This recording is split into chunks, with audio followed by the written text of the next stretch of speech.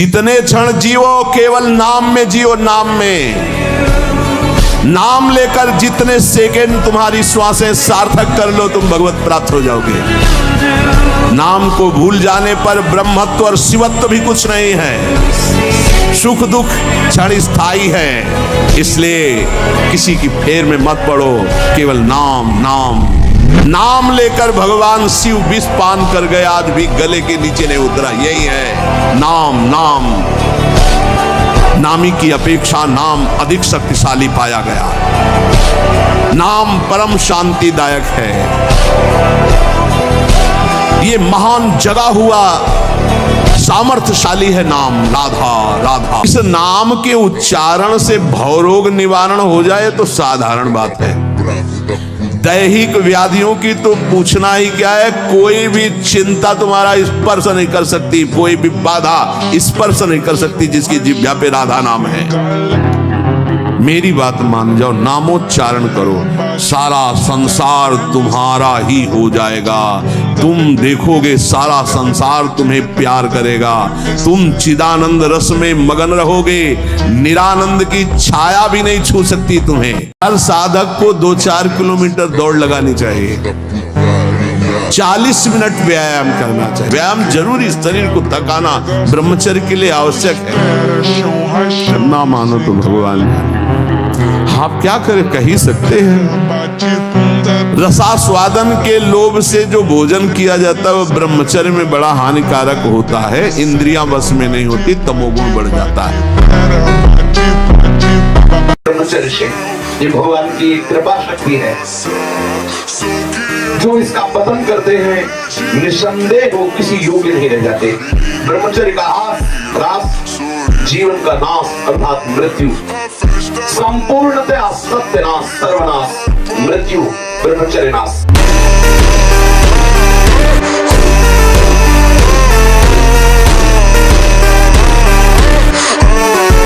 ब्रह्मचर्य तेज है, ब्रह्मचर्य ऊर्जा है, ब्रह्मचर्य हमारे शरीर की ताकत है। ब्रह्मचर्य एक ऐसी व्यवस्था है जिससे साध करके हम अपनी कुंडलियों को जागृत कर सकते हैं। ये जो ब्रह्म मुहूर्त समय कहा जा रहा है, इस समय तो सत्संग हो रहा है आपका। कितना सौभाग्य है कि आप उठना चाहो या ना उठना चाहो, आपकी दिनचर्या ऐसी कि आपको अगर 2:30-3 बजे नहीं उठोगे तो आप अपनी दिनचर्या नहीं कर पाओगे। कितना सौभाग्य कि श्री जी ने ऐसे हमको विवश करके साधन में लगा दिया है। विवश ना चाहे तो भी उपस्थित होना पड़ेगा। इसलिए भक्त को चाहिए कि ब्रह्मचर्य पर विशेष ध्यान दे और रात्रि के सोने के समय ज्यादा सावधान रहे। उस समय वेदना काम की जरूर जागृत होती है। उस समय जरूर ध्यानस्थ रहे, कीर्तन परायण रहे, नाम जप करते हुए शयन करे और शेष भाग रात्रि का भजन में व्यतीत करे। ब्रह्मचर्य जिसका ठीक है वही, चाहे गृहस्थ हो चाहे विरक्त, वही परमार्थ पर विजयी हुआ है आज तक। सद्भाषण, सद्विचार, सद्भावना, न्याय निष्ठा, आडंबर पाखंड का त्याग, वही जाकर के धर्मात्मा महात्मा बनता है।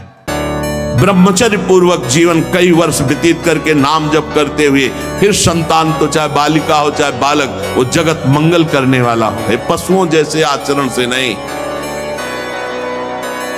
ब्रह्मचर्य जिसका ठीक है वही, चाहे गृहस्थ हो चाहे विरक्त, वही परमार्थ पर विजयी हुआ है आज तक।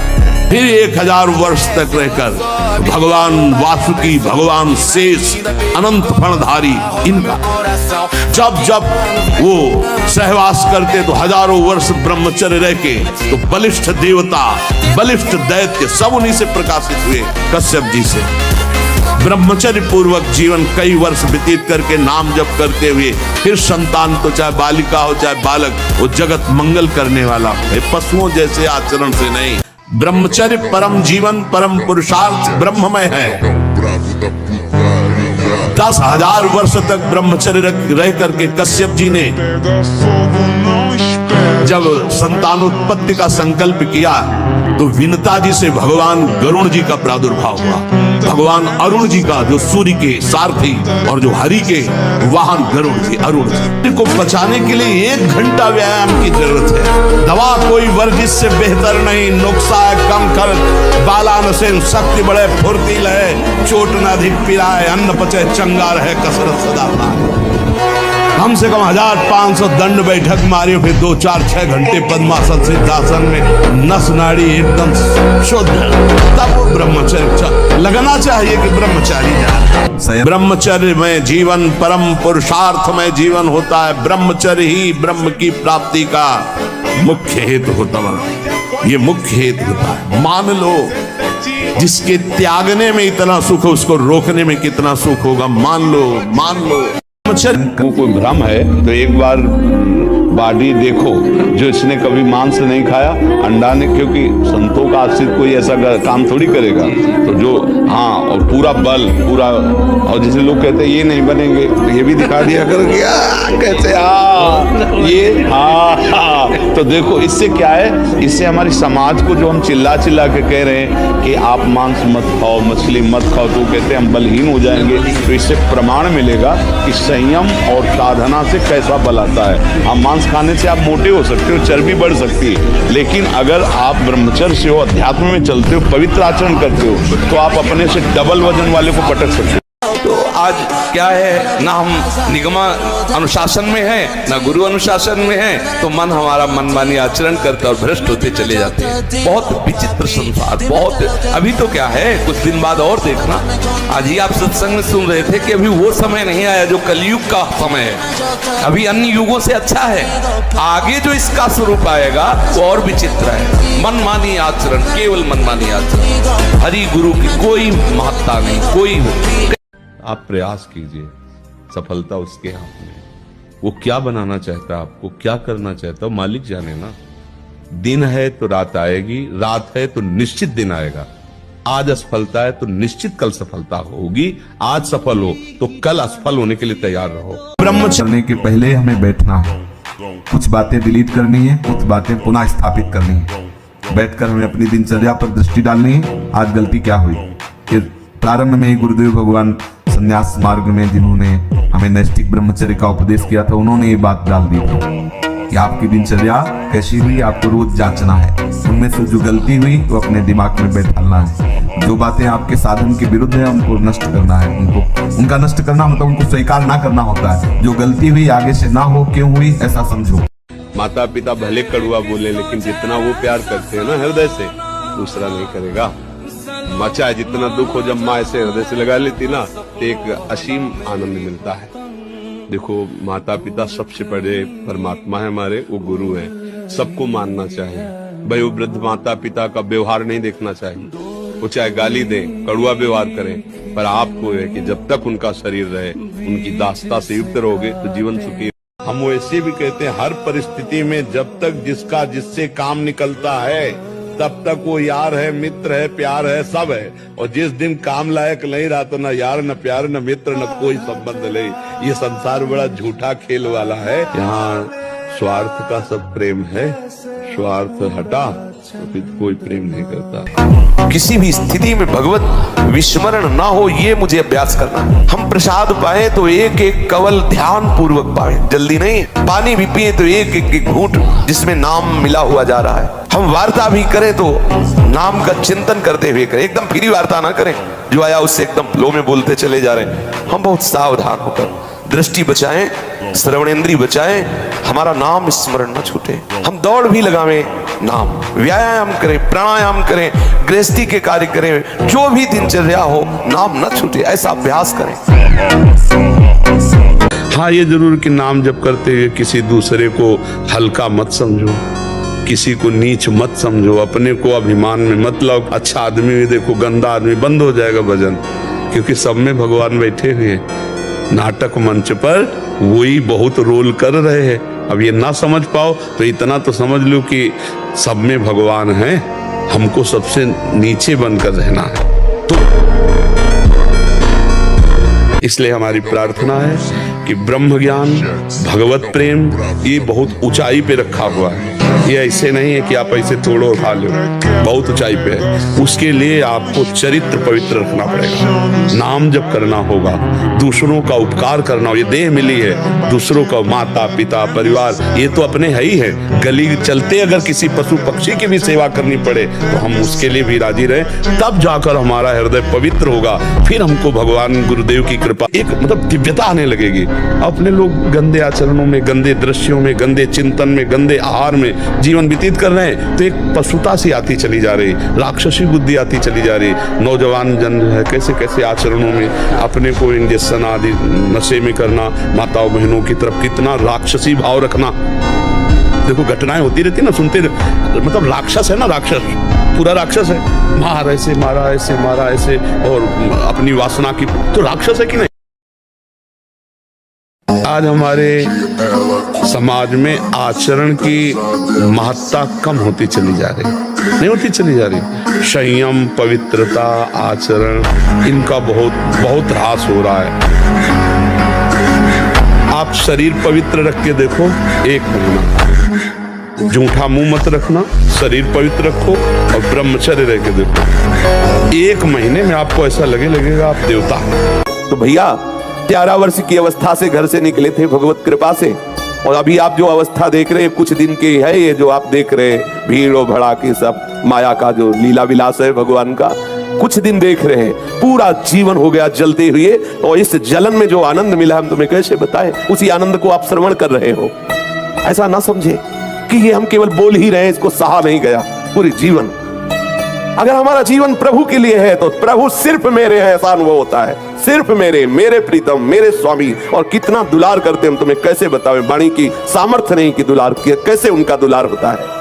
एक रस स्थिति पाने के लिए आप नित्य अभ्यास भजन का जो कर रहे हैं उसमें अंतराय क्यों आ गया, निरंतरता क्यों नहीं रही, नाम कैसे छूट गया, रूप का ध्यान कैसे छूट गया, ये काम का स्मरण कैसे आ गया, ये क्रोध क्यों आया, ये द्वेष की प्रवृत्ति क्यों आई, निंदा क्यों सुनाई दी।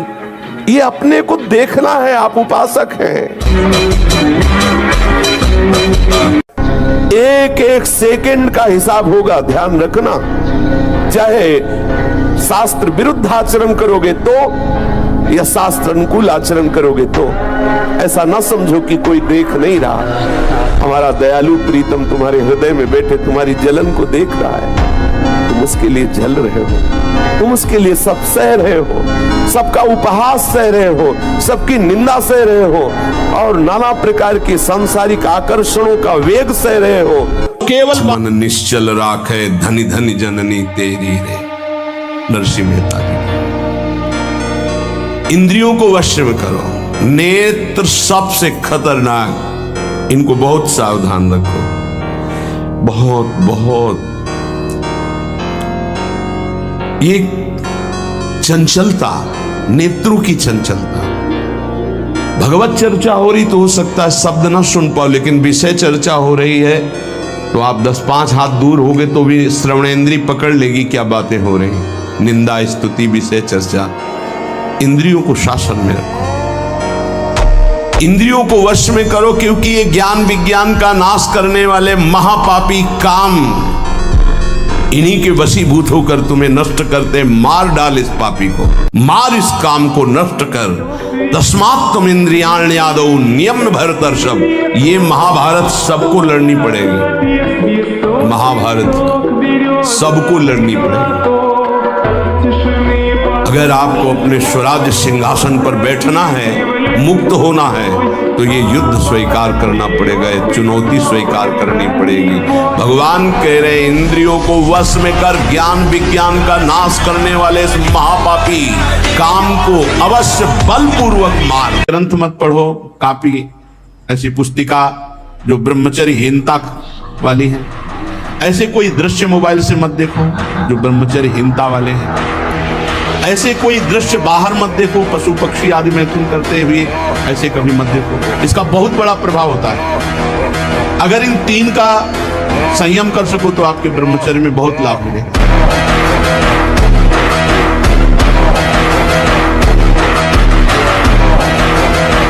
शरीर में जितनी पावर शक्तियां हैं वो सबका अंतिम रूप वीर्य है। सबका अंतिम रूप, सप्तम धातु का अंतिम रूप बनता है जाकर वीर, और उस पावर का नाश करने वाला कभी स्वस्थ रह सकता है? कैसी बुद्धि है, कैसा उपदेश है।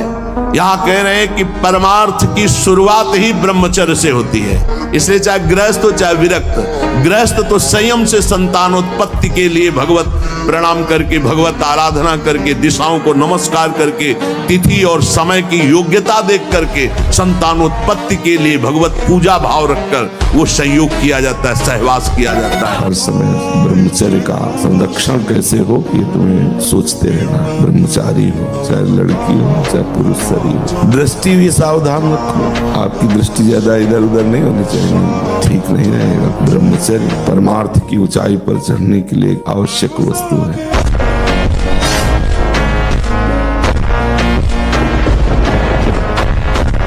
मैं नौजवानों से फिर कहना चाहता हूँ, हिम्मत मत हार, फिर उठे, अपने गांडीव की टंकार सुना और इस वासना के युद्ध में अपने ब्रह्मचर्य की हुंकार सुना और कह दे कि अब की बार युद्ध हुआ तो आर पार होगा और वासना पर सीधा प्रहार होगा और मेरा ब्रह्मचर्य पर पूर्ण अधिकार होगा।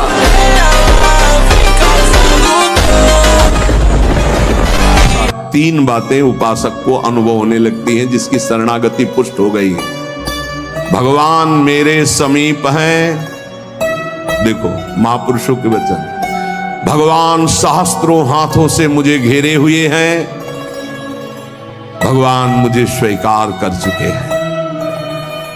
ये तीन बातें शरणागत के अंदर आ जाती हैं।